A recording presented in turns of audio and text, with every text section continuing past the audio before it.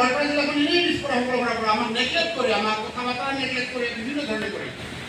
নমস্কাৰ আপোনালোক সকলোকে আৰু বিশেষকৈ মই আজি গোৱালপাৰালৈ গৈ আছোঁ।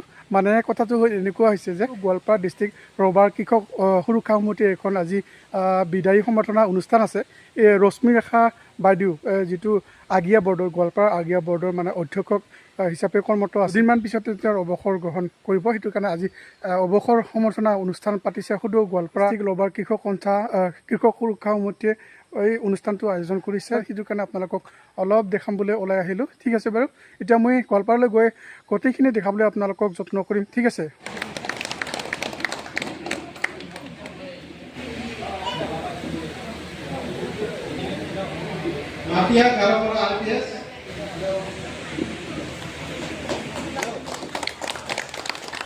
ইয়াৰ পৰৱৰ্তী আছে 1 নং বৰজৰা নাগাপাৰা RGS।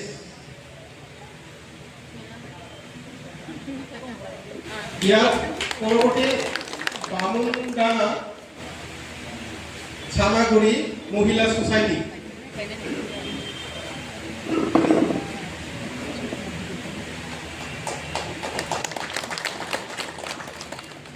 আৰু ইপিনে আপোনালোকে দেখিছে নহয় বাইদেউৰ ইমানখিনি জাতীয় পৰ্যায়ত হৈ গৈছে, সকলোৱে ইমান মৰম কৰিছে বাইদেউজনীক, নহয় জানো? চাওকচোন আপোনালোকে। এতিয়া ওলাই আহি আছে আকৌ গেন্দাবাৰী RPS আছে।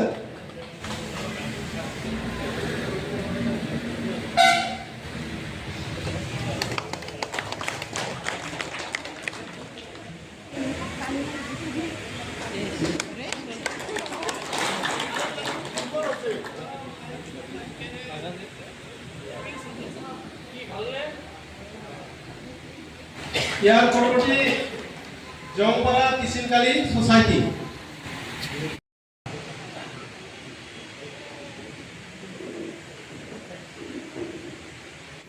আপোনালোকে সকলোৱে জানে গোৱালপাৰা জিলাখনৰ যিটো আজিৰ অৱস্থা, সেই অৱস্থাটোত যে আজি আহি গ'ল, অৰ্থনৈতিক উন্নয়নে হওক, আপোনালোকৰ ল'ৰা ছোৱালীৰ পঢ়া শুনা কৰাই হওক, সেই ক্ষেত্ৰতে হওক আপোনালোকে আগবাঢ়ি গ'ল। তাৰ মূলতী হ'ল প্ৰকাণ্ড বৰুৱা আৰু লগতে আজি আমি আমাৰ মাজৰ মধ্যমণি আমাৰ ৰশ্মি ৰেখা মজুমদাৰ, তাৰ লগতে নৱজ্যোতি বৰুৱা আছে আৰু আছে বহুত আছে। কিন্তু বিশেষভাৱে তেওঁলোকক আমি ক'ব লাগিব। কিন্তু এতিয়াও বাইদেউ আমাৰ ওচৰত আহি আছে, গম পাইনে আপোনালোকে? ৰবৰ উচ্ছেদ হৈছে দৌৰি আহে বাইদেউ, তাক লগ ধৰে ডিচি ছাৰক লগ কৰে আৰু ডিচি ছাৰক লগ ধৰি কয় আপুনি কি কৰিছে, আপুনি এইবিলাক নকৰিব, আমাৰ ৰবৰ খেতিয়কসকলৰ ক্ষতি হ'ব ইত্যাদি ইত্যাদি তেনেকে বাইদেউ লগ ধৰি কয়। আপোনালোকে গম পায় নে নাপায় আমি জানো। তাৰপিছত আহে কৃষকক লগ ধৰে, এটা মানে সিদ্ধান্তই দিছিল মোটামুটি, মানে এইবাৰ যদি নতুনকৈ ৰবৰ খেতি কৰা হয় পাত্তালাই নহ'লেও NOC লাগিব, এনেকৈ এটা ৰুলিং তেনেকুৱা এটা সিদ্ধান্ত দিছিল আমাৰ DFO। কিন্তু সেই মেছেজটো সেই খবৰটো পোৱাৰ লগে লগে বাইদেউ ঢকুলিয়াই আহি DFOক লগ কৰি কৈছে এইটো কোন ধৰণৰ কথা হ'ল, ম্যাদী পাত্তাৰ মাটিত আপোনালোকৰ কি হৈ গৈছিল, এইটো বাইদেৱে কেঞ্চেল কৰি চাওকচোন। এতিয়া বাইদেউ কিন্তু দায়িত্ব আৰু কৰ্তব্য সেই কাহানিতে শেষ হৈ গৈছিল। কিন্তু বাইদেৱে কিন্তু এতিয়াও আপোনালোকক আমাৰ এই যে মৰম, এই যে ভাল পোৱা, সেইখিনি কিন্তু বাইদেউ এতিয়াও ৰাখিছে। দেখিছে নে আপোনালোকে? সেইবিলাক কথা আপোনালোকে হয়তো বহুতে নাজানে। আমি দায়িত্ব থকাৰ কাৰণে আমি যিখিনি আছোঁ তেওঁলোকে আমি জানো, গম পাওঁ। যাৰ কাৰণে আজি এই অনুষ্ঠানটো আমাৰ বহুত জোৰদাৰ কৰি কৰিব পাৰিব লাগিছিল। আমাৰ গোৱালপাৰা জিলাৰ যিটো অৰ্থনৈতিক যিটো খেতি, সেইটোতকৈ ডাঙৰ বস্তু আছে নেকি কওকচোন? অৰ্থনৈতিক উন্নয়নতকৈ আৰু কিবা ডাঙৰ বস্তু আছে নেকি কওকচোন? সেইটোৰে চেহেৰাটো বদলাই দিম, সেইটো চেহেৰাটো বদলাই দিম। গতিকে এতিয়া আপোনালোকে এটা কাম কৰিব লাগিব। আপোনালোকে প্ৰতিজন আমাৰ ৰবৰ কৃষকে আমি যি হ'লো আমি খেতিয়ক হ'লো কোনো কথা নাই, আমাৰ ল'ৰা ছোৱালী IAS IPS এনেকুৱা বনোৱাৰ এটা পৰিকল্পনা কৰিব লাগিব, সিদ্ধান্ত ল'ব লাগিব আপোনাৰ। তেতিয়াহে আমাৰ ল'ৰা যদি ডিচি হৈ বহি থাকে, আমাৰ কোনোবা ছোৱালীয়ে হওক বা ST হৈ বহি থাকে, তেতিয়া হয়তো আমাৰ এই ৰবৰ গাছ কটা যিটো তেওঁলোকৰ মানে পলিচি সেইটো হয়তো কৰিব নোৱাৰিব। গতিকে এই ধৰণে আপোনালোকে চিন্তা কৰক। আমি কি আছিলোঁ আমি কেতিয়া আছিলোঁ, কিন্তু আমি এতিয়া আমাৰ ল'ৰা ছোৱালীক এই ধৰণে আগুৱাই লৈ যাব লাগিব। চিন্তা কৰাৰ লগে লগে আপুনি IAS অফিচাৰ বনাব নোৱাৰিব, ঠিকে, IPS অফিচাৰ বনাব নোৱাৰিব, ঠিকে, কিন্তু আজি চিন্তা কৰিলে কিন্তু পিছত হয়তো কিছুদিন পিছত গৈ হয়তো আপোনাৰ ল'ৰা আপোনাৰ ছোৱালী IAS হ'ব পাৰে, IPS হ'ব পাৰে। এইটো কোনো অসম্ভৱ কথা নহয়। আমাৰ গোৱালপাৰা জিলাখন এনেই পিছপৰা সকলৰ পৰা আমাক নেগলেক্ট কৰে, আমাক কথা বতৰা নেগলেক্ট কৰে, বিভিন্ন ধৰণে কৰে। গতিকে আমি এতিয়া এনেকুৱা এটা মানে এটা মাইণ্ডছেট এটা কৰি ল'ব লাগে। আমি ৰবৰ কৃষকে কেৱল ৰবৰ খেতিয়কে কেৱল ৰবৰ খেতিটো সীমাবদ্ধ নাথাকি কিন্তু চাওক আমাৰ ল'ৰা ছোৱালীটো এনেকৈ আগুৱাই দিছোঁ। তাৰোপৰি আমি কিছুমান সামাজিক কামৰ লগত দায়বদ্ধ হৈ সমাজৰ কাম কৰি যাব লাগে, সমাজৰ লগত জড়িত হ'ব লাগে। সামাজিক যিবিলাক কাম কৰোৱা ল'ৰা ছোৱালী, গৰীব ঘৰৰ ল'ৰা ছোৱালী আপোনাৰ আছে, এডমিশ্যন ল'ব পৰা নাই, তাৰ কাৰণে আপুনি পইচা দিব লাগে। মই ব্যক্তিগতভাৱে সেইখিনি কি পাৰোঁ কিন্তু কৰি আছোঁ। আপোনালোকক অনুৰোধ কৰোঁ, কোনোবা গৰীব ঘৰৰ ল'ৰা ছোৱালী যদি ব্যক্তিগত ফাঁচিলিটত পাইছে, এডমিশ্যন ল'ব পৰা নাই, তেনেকুৱা ধৰণৰ তেওঁলোকৰ ব্যৱস্থা কৰিব লাগে। আমি গোৱালপাৰা জিলাৰ উপভোক্তা সমিতি সেইবিলাক আঁচনি সেইবিলাকৰ কথা চিন্তা কৰোঁ, কিন্তু চিন্তা কৰিয়ে তাতে শেষ হৈ যায়। কিয় আপোনালোকৰ যিখিনি সহায় সহযোগিতা পাব লাগে, অনাগত সময়তো আপোনালোকে যে এই ধৰণে আহে। আজি আপোনালোকক ধন্যবাদ জনাম, যিসকলে আপোনালোকৰ কাম কাজ মানে ঘৰত এৰি থলেও আজি এই অনুষ্ঠানত আহি এই অনুষ্ঠানটো আপোনালোকৰ মনোযোগ কৰাৰ কাৰণে আপোনালোকে উপস্থিত হৈছে, তাৰ বাবে ধন্যবাদ জনাইছোঁ। আৰু আমাৰ ওচৰতে কৈছে দীঘলীয়া নকৰিব বুলি আচলতে মই কথা ক'লে বহুত কৰি থাকিব খোজোঁ, গতিকে আজি আৰু বহুত ক'ব লগা আছে। কিন্তু আমাৰ বাইদেউক পুনৰবাৰ শ্ৰদ্ধা জনাইছোঁ, ভগৱানৰ ওচৰত প্ৰাৰ্থনা জনাইছোঁ। বাইদেউৰ ভৱিষ্যত তেখেতৰ ৰিটায়াৰমেণ্টৰ পিছতো তেখেতৰ মংগলে থাকক, ভালে থাকক, সেইবাবে ভগৱানৰ ওচৰত প্ৰাৰ্থনা কৰি মোৰ সমবক্তব্য সামৰিছোঁ। ধন্যবাদ। বিভিন্ন প্ৰান্তৰ পৰা গোৱালপাৰা জিলাৰ বিভিন্ন প্ৰান্তৰ পৰা আমাৰ লগৰ RPS বুলি কওঁ ছ'চাইটিৰ সদস্যসকল আৰু লগৰ গোৱালপাৰাৰ লগৰ খেতিয়ক ৰাইজ আৰু মোৰ মৰমৰ লগৰ বৰ্গৰ সহকৰ্মীবৃন্দ, আপোনালোকৰ মৰম চেনেহ দেখি মই সঁচাই অভিভূত।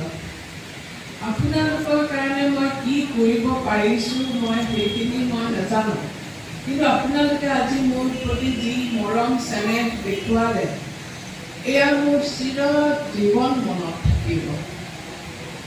তাৰ কাৰণে মই আপোনালোকক সকলোকে ধন্যবাদ জনাইছোঁ। আজি এই যে আপোনালোকে মোৰ বিদায় সভালৈকে আহিছে, উপস্থিত আছে, ইমান কাম পেলাই থৈও ঘৰৰ আজি আহিছে, ইমান দেৰি বহিছে, এয়াই প্ৰমাণ কৰে আপোনালোকৰ আমাৰ প্ৰতি থকা মৰম চেনেহ। মই 1989ত চাকৰিত জইন কৰিছিলোঁ। চাকৰি জইন কৰাৰ পিছত আমি ট্ৰেইনিঙত গৈছিলোঁ কেৰেলালৈ। ট্ৰেইনিঙৰ সময়ত আমাক সকলোকে সুধিছিলে, তাতে আমাৰ ছিনিয়ৰ অফিচাৰবোৰে, যে চাকৰিটো আমি কি হিচাপে লৈছোঁ, কি ভাবে লৈছোঁ। মোৰ উত্তৰ আছিলে সমাজ সেৱা। মই ভগৱানক ধন্যবাদ জনাওঁ আৰু মোৰ ইয়াত সৌভাগ্য বুলি ভাবোঁ যে মই ৰবৰ বোৰ্ডত চাকৰি কৰিবলৈ পাইছোঁ। এই চাকৰিটোৱে মোক আপোনালোকক যিখিনি সেৱা আগবঢ়াবলৈ সুযোগ দিলে, তাৰ কাৰণে মই ভগৱানৰ ওচৰত সদায় কৃতজ্ঞ। আমাৰ সৌভাগ্য প্ৰশান্ত বৰুৱা আৰু মোৰ যে আমি 1996 চনত গোৱালপাৰালৈকে আহিছিলোঁ, ইয়াতে আমাৰ পোষ্টিং হৈছিলে আৰু ঠিক সেইটো সময়ত নতুন নতুন স্কিমো আহিছিলে। আমি দুইজনৰ উদ্দেশ্য আছিলে এটাই, যে খিলঞ্জীয়া মানুহখিনি, থলুৱা মানুহখিনি উন্নতি সাধন কৰাটো আৰু তাকো ৰবৰৰ জৰিয়তে। সেইকাৰণে এই স্কিমৰ ৰুল হিচাপে আমি যোৱা নাছিলোঁ।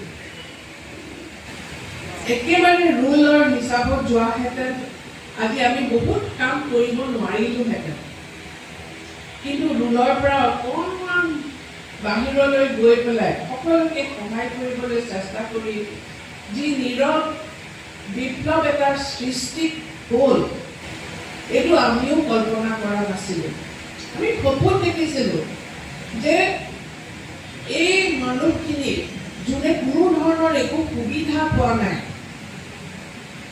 পঢ়া শুনা কৰাবলৈ ল'ৰা ছোৱালীক স্কুলত পঠিয়াব পৰা নাই, দুসাঁজ ভালকৈ খাব পৰা নাই,